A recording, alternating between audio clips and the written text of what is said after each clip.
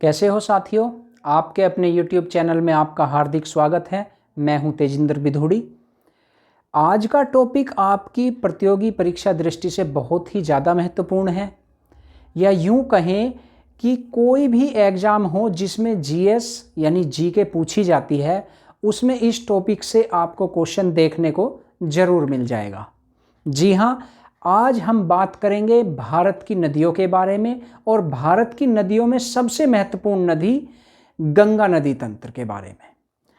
तो चलिए स्टार्ट करते हैं। भारत की नदियाँ, जैसे कि आप जानते हैं कि भारत को नदियों का देश कहा जाता है। भारत में दो तरह की नदियाँ बहती हैं। कौन कौन सी? एक तो है हिमालयन नदियाँ, यानी जो नदियाँ हिमालय से निकलती हैं, यानी उत्तर भारत से निकलती हैं, और ज़्यादातर नदियाँ जो हैं उत्तर भारत से ही निकलती हैं भारत में। ठीक है, तो एक तो हो गई हिमालयन नदियाँ, और दूसरी भारत में जो बहती हैं वे हैं प्रायद्वीपीय नदियाँ। तो प्रायद्वीपीय भारत, जैसा कि आपको पता है, ये नीचे जो जिसे हम साउथ इंडिया के नाम से भी जानते हैं, ये सारा प्रायद्वीपीय भारत है। प्रायद्वीपीय भारत क्यों कहा जाता है? क्योंकि ये तीन तरफ से जो है जल से घिरा हुआ है। इधर अगर भारत के पूर्व में देखें तो यहाँ पे है बंगाल की खाड़ी। क्या है? बंगाल की खाड़ी ये। और इधर है अरब सागर। अरब सागर, ठीक है। तो ये प्रायद्वीपीय भारत है, साउथ इंडिया, और इसमें जो है पूर्व में बंगाल की खाड़ी है और ये अरब सागर है, और नीचे जो है हिंद महासागर का हिस्सा है। ठीक है, अरब सागर भी हिंद महासागर का ही एक पार्ट है। तो जो भारत में नदियां हैं, हिमालयन नदियां और प्रायद्वीपीय भारत की नदियां, ये जो हैं कुछ नदियां तो बंगाल की खाड़ी में गिरती हैं और कुछ नदियां जो हैं अरब सागर में गिरती हैं। लेकिन भारत में देखा जाए तो ज़्यादातर नदियां जो हैं बंगाल की खाड़ी में गिरती हैं। तो आज हम बात करेंगे, सबसे पहले हम पढ़ेंगे हिमालयन नदियों को, और हिमालयन नदियों में सबसे महत्वपूर्ण नदी जो है गंगा नदी के बारे में आज हम बात करेंगे, गंगा नदी तंत्र के बारे में। हिमालयन नदियां जितनी भी हैं जो हिमालय से निकलती हैं, वे ज़्यादातर बंगाल की खाड़ी में गिरती हैं। और इन हिमालयन नदियों में तीन महत्वपूर्ण नदियां हैं जो बहुत ही ज़्यादा प्रसिद्ध हैं। उनमें सबसे ज़्यादा प्रसिद्ध है गंगा नदी। तो गंगा नदी तंत्र, जिसके बारे में आज हम बात करेंगे। दूसरी महत्वपूर्ण नदी है सिंधु नदी। सिंधु नदी जो है ये ऐसे पूरब से पश्चिम की तरफ बहती है, और इसका भी अपना एक नदी तंत्र है। झेलम, चिनाब, रावी, व्यास, सतलज, ये सब उसकी सहायक नदियां हैं। ठीक है, तो सिंधु नदी तंत्र, गंगा नदी तंत्र, और तीसरी महत्वपूर्ण नदी है जो हिमालयन नदियों में है, वो है ब्रह्मपुत्र नदी। तो ब्रह्मपुत्र नदी भी जो चाइना के तिब्बत क्षेत्र से निकलती है, और ये जो है नॉर्थ ईस्ट एरिया में हमारे बहती है भारत के। ठीक है, उसके बारे में भी बात करेंगे। सबसे पहले आज सबसे महत्वपूर्ण नदी जो है गंगा नदी तंत्र के बारे में बात कर लेते हैं। तो गंगा नदी से संबंधित कुछ महत्वपूर्ण फैक्ट हैं जो आपकी प्रतियोगी परीक्षा की दृष्टि से बहुत ही ज़्यादा महत्वपूर्ण है। सबसे पहले उन्हें देख लेते हैं। गंगा नदी की लंबाई, गंगा नदी की लंबाई है 2525 किलोमीटर, यानी 2525। इसे आप आसानी से 25-25 भी याद रख सकते हैं। 2525 किलोमीटर है गंगा नदी की कुल लंबाई। ठीक है, राज्यों से बहती है। कितने राज्यों से बहती है गंगा नदी? ये 5 राज्यों से बहती है गंगा नदी। कितने राज्यों से? 5। 5 राज्य कौन कौन से हैं? उत्तराखंड से शुरू होती है, तो एक तो उत्तराखंड, दूसरा फिर उत्तर प्रदेश में प्रवेश करती है, उत्तर प्रदेश से फिर ये जाती है बिहार में, तीसरा बिहार, चौथा फिर यहाँ पे ये टच करती है झारखंड के एरिए को, 4, और 5वां जो है ये पश्चिम बंगाल का एरिया है। तो 5वां राज्य भारत का पश्चिम बंगाल है। इन 5 राज्यों से बहती हुई जो है बांग्लादेश में प्रवेश कर जाती है गंगा नदी। तो कितने राज्यों से बहती है? 5 राज्यों से। और गंगा नदी कितने देशों से जल ग्रहण करती है? ये जो है 4 देशों से जल ग्रहण करती है। ठीक है, कौन कौन से वो देश हैं कमेंट्स बॉक्स में जो है मुझे लिखकर जरूर बताइएगा। तो 4 देशों से जल ग्रहण करती है गंगा नदी। राज्यों से जल ग्रहण करती है, कितने राज्यों से?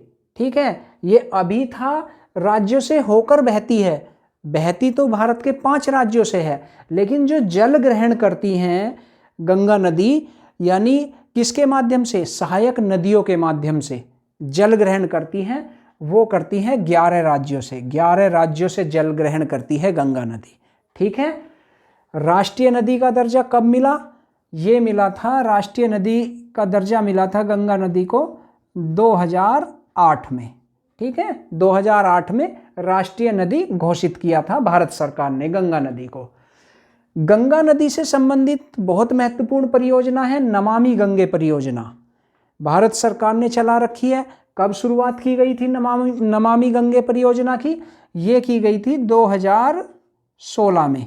ठीक है, 2016 में, 2016 में नमामि गंगा प्रोजेक्ट शुरू किया था भारत सरकार ने। ठीक है, गंगा स्मार्ट सिटी प्लान है, ये भी भारत सरकार का प्लान है। गंगा स्मार्ट सिटी क्या है इस प्लान में? इस प्लान में गंगा के किनारे जितने भी जो शहर बसे हुए हैं भारत में, उन्हें स्मार्ट सिटी बनाना, उन्हें डेवलप करना।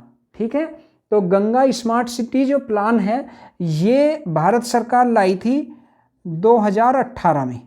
ठीक है, तो गंगा स्मार्ट सिटी 2018 में। गंगा डॉल्फिन को, जो गंगा में सबसे ज़्यादा डॉल्फिन मछलियां निवास करती हैं, तो गंगा डॉल्फिन को राष्ट्रीय जलीय जीव घोषित किया गया था। ये कब घोषित किया गया था? ये घोषित किया गया था 2009 में। ठीक है, तो ये कुछ फैक्ट्स थे गंगा नदी से संबंधित। लंबाई 2525 किलोमीटर, 5 राज्यों से होकर बहती है, 4 देशों से जल ग्रहण करती है, 11 राज्यों से भी जल ग्रहण करती है भारत के। राष्ट्रीय नदी का दर्जा मिला 2008 में।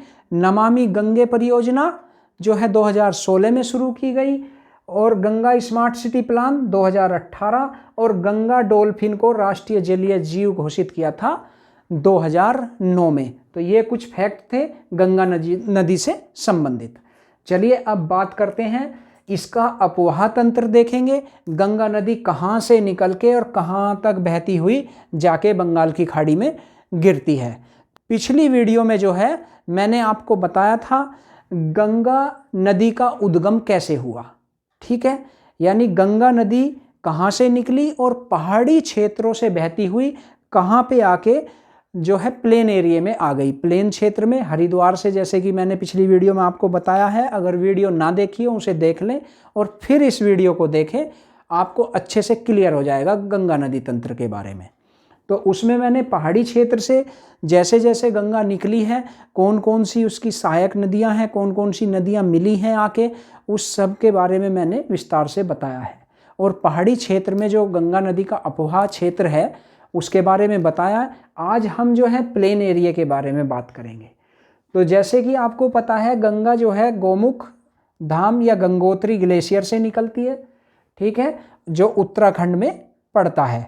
ठीक है, तो यहाँ से निकलते हुए बहती हुई उत्तराखंड से ये फिर उत्तर प्रदेश में बिजनौर में जो है प्रवेश करती है, और यहाँ से बहती हुई ये यहाँ पे उत्तर प्रदेश में ही बहती हुई आगे बढ़ती है। ठीक है, तो इसकी सहायक नदियाँ देखते हैं कौन कौन सी हैं। गंगा नदी से, ये गंगा नदी का अपवाह क्षेत्र है, यानी ये ऐसे बहती हुई जा रही है। गंगा नदी के ऊपर की जितनी भी नदियां हैं उत्तर साइड की, ये गंगा नदी के लेफ्ट बैंक यानी बाएं किनारे पे आकर मिलती हैं, और जो नीचे की नदियां हैं जो गंगा नदी में मिलती हैं, दक्षिण की नदियां, ये राइट बैंक यानी दाहिने किनारे से जाकर गंगा नदी में मिलती हैं। तो ऊपर का लेफ्ट बैंक और नीचे का राइट बैंक, आप ध्यान रखिएगा।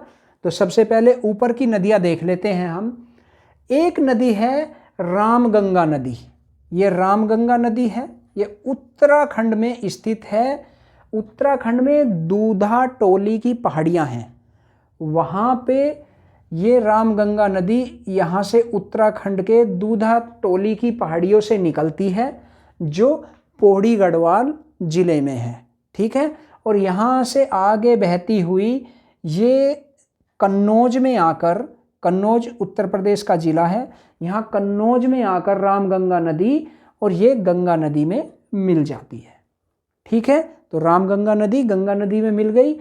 अब रामगंगा नदी जब उत्तराखंड में बहते हुए आगे बढ़ती है तो ये जिम कॉर्बेट नेशनल पार्क पड़ता है, उसे काटती हुई उसके बीचों बीच से बहती हुई आगे बढ़ती है।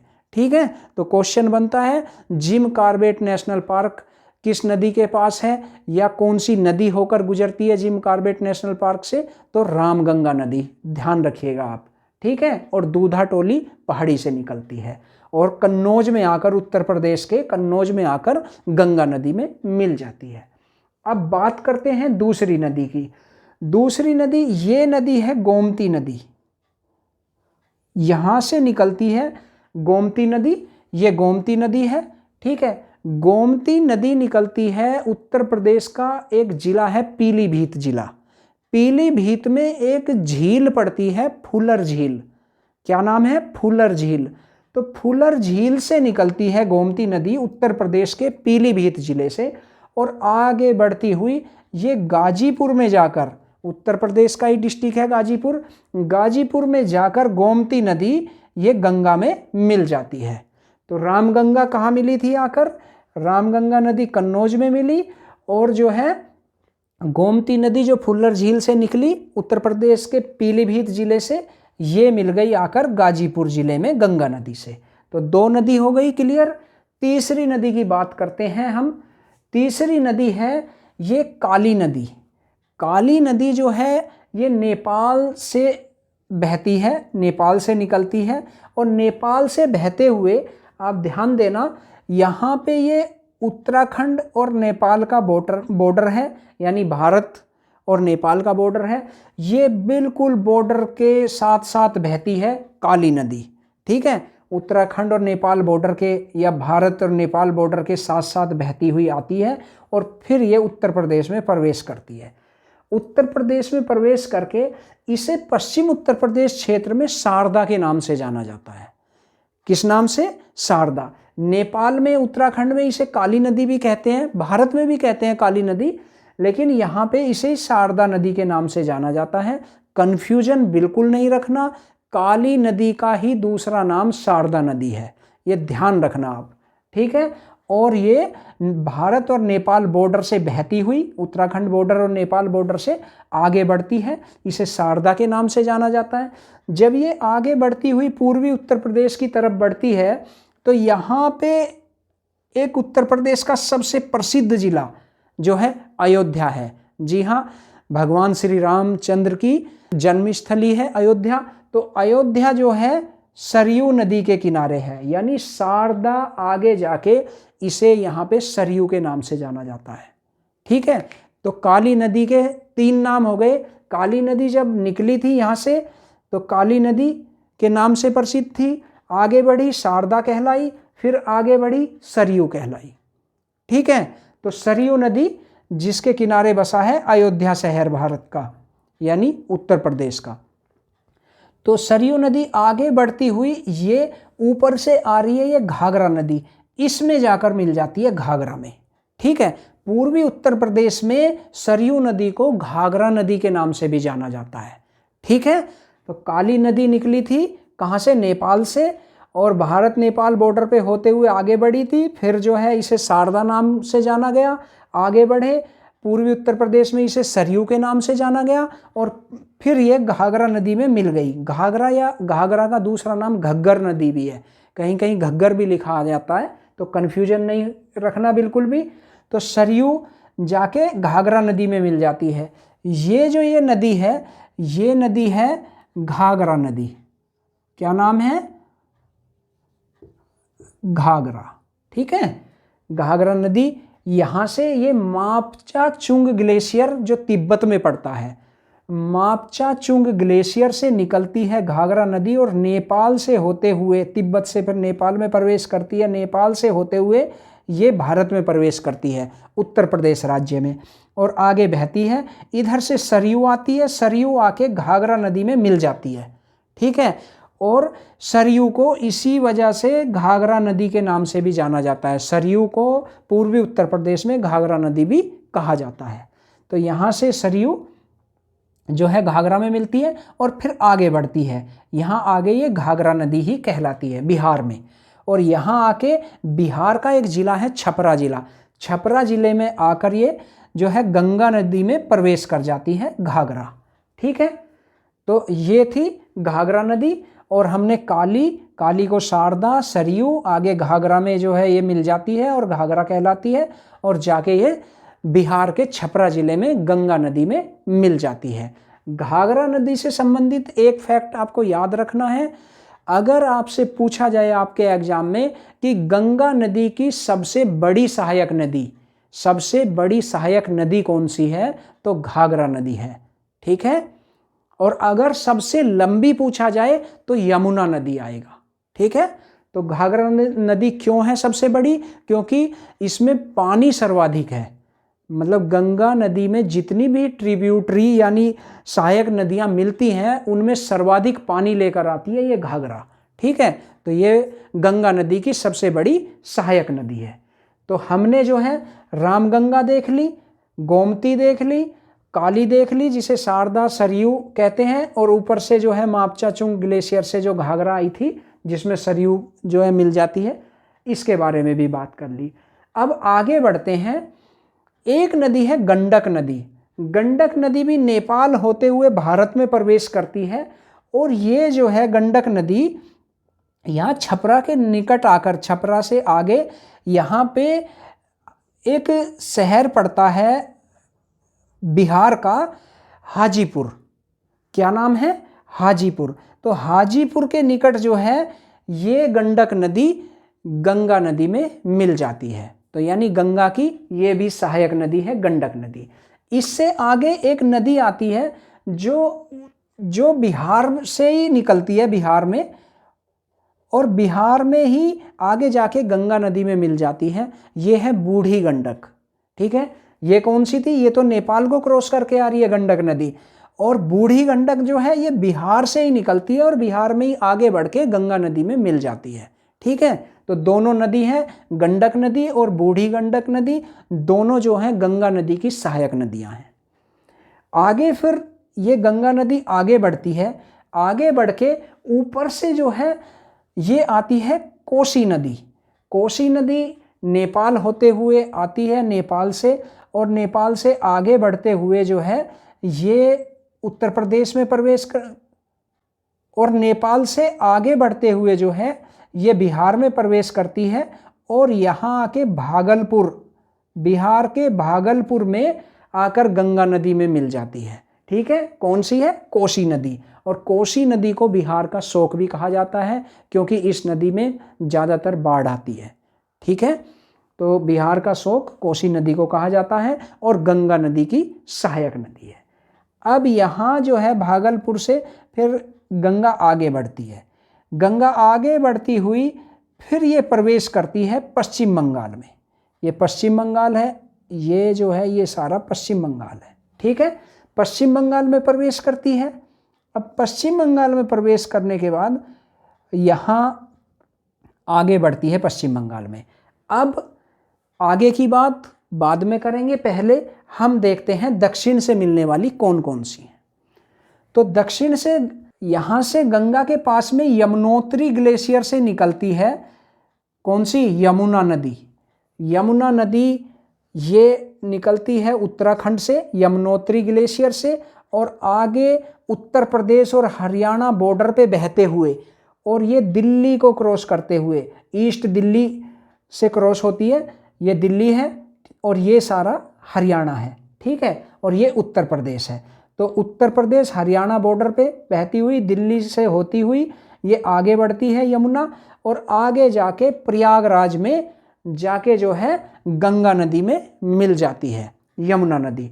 तो यहाँ प्रयागराज में संगम होता है गंगा, यमुना और सरस्वती का। सरस्वती अब विलुप्त हो चुकी है, वरना यहाँ पे 3 धाराएं होती थी, 3 धाराएं मिलती थी।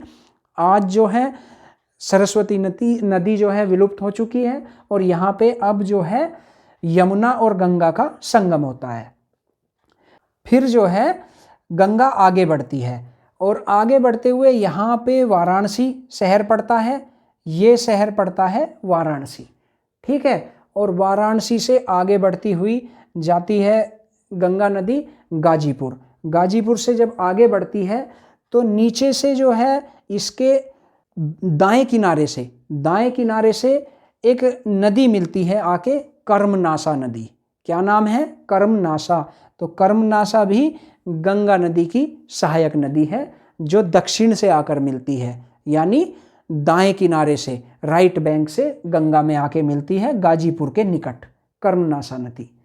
आगे सोन नदी बहती हुई झारखंड से होती हुई बिहार में प्रवेश करती है और छपरा जिले में जाकर जो है, छपरा जिले के पास सोन नदी भी गंगा नदी में मिल जाती है, ठीक है। अब आगे एक छोटी सी नदी है, यहाँ जगह की कमी की वजह से मैं लिख नहीं पाया, एक छोटी सी नदी है पुनपुन नदी। तो पुनपुन नदी झारखंड और बिहार होते हुए और ये भी गंगा नदी में मिलती है। तो पुनपुन नदी भी गंगा नदी की सहायक नदी है, ठीक है। ये क्वेश्चन जो है यूपी पीसीएस में भी पूछा हुआ क्वेश्चन है, ठीक है। तो कौन सी नदी है? ये नदी है पुनपुन नदी, ठीक है। आगे जो है अब बात करते हैं, यहाँ बंगाल में प्रवेश कर जाती है गंगा नदी। तो जब बंगाल में प्रवेश कर जाती है गंगा नदी, तो बंगाल में प्रवेश करने के बाद इस नदी से, गंगा नदी से दक्षिण की तरफ एक धारा जाती है।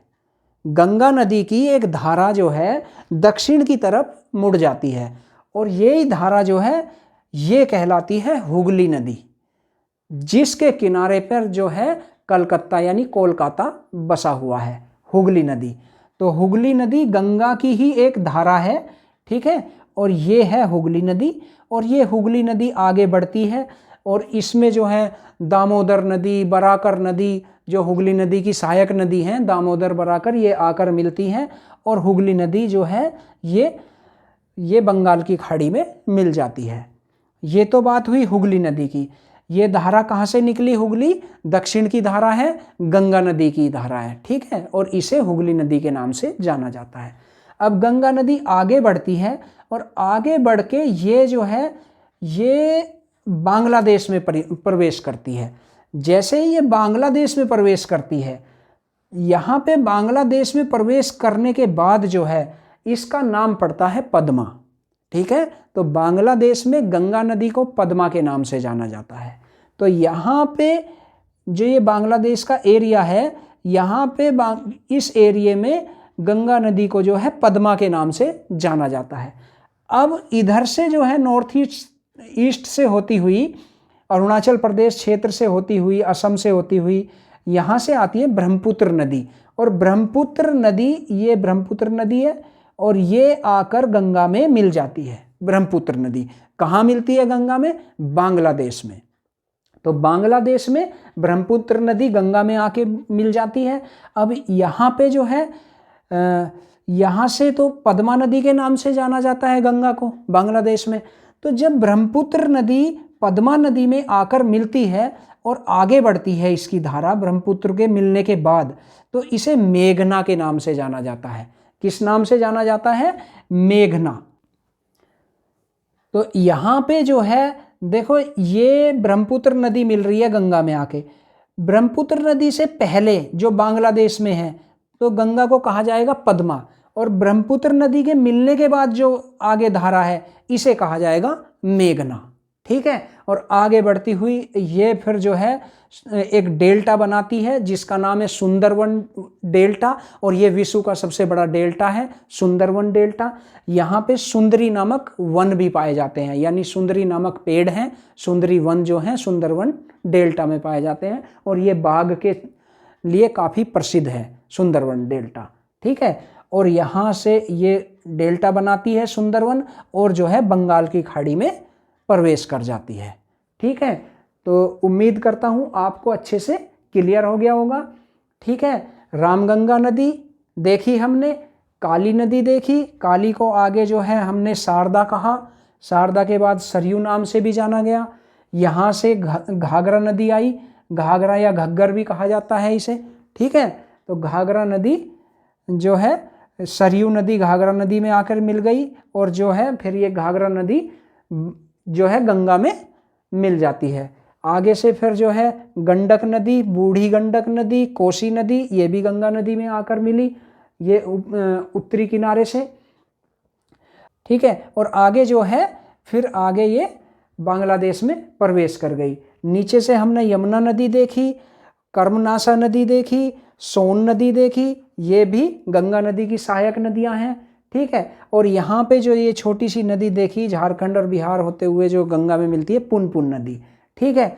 और हुगली नदी गंगा की एक धारा है, ठीक है। और आगे ये बांग्लादेश में प्रवेश करती है। ब्रह्मपुत्र नदी जो है यहाँ आके मिल जाती है गंगा में, यानी पद्मा में, और मेघना कहलाती है। आगे सुंदरवन डेल्टा बनाती है और बंगाल की खाड़ी में गिर जाती है। तो ये गंगा नदी की सहायक नदी थी। गंगा नदी का प्रवाह तंत्र था कि कैसे कैसे गंगा नदी बहते हुए बंगाल की खाड़ी में गिरती है। तो उम्मीद करता हूँ आपको गंगा नदी तंत्र अच्छे से क्लियर हो गया होगा। और इससे पहले जो है मैंने जो है गंगा नदी का उद्गम पढ़ाया था आपको। इन दोनों वीडियो से गंगा नदी या उसकी सहायक नदी से कोई भी क्वेश्चन बनता है आपको इस वीडियो से आसानी से मिल जाएगा आपके एग्जाम में। उम्मीद करता हूँ वीडियो आपको अच्छी लगी होगी। वीडियो अच्छी लगी हो तो वीडियो को लाइक करें, शेयर भी कर दें अपने दोस्तों को, जो भी आपके साथी हैं जो पढ़ाई कर रहे हैं, स्टडी कर रहे हैं, ठीक है। और चैनल को सब्सक्राइब ज़रूर कर दें। मिलते हैं नेक्स्ट वीडियो में, तब तक के लिए नमस्कार।